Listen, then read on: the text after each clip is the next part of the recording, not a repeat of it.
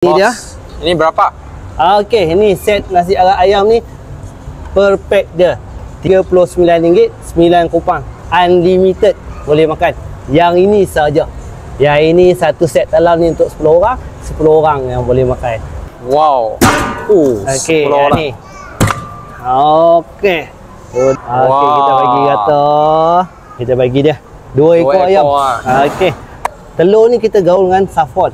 Ni kacang ganjus, kismis. Okey.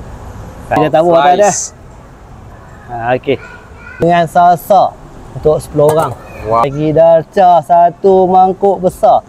Kita bagi sup lontong selatan. Ini kita ada soto, rebus, laksa, kita ada kuah kacang, kita ada bubur caca. Macam-macam kita ada kat sini.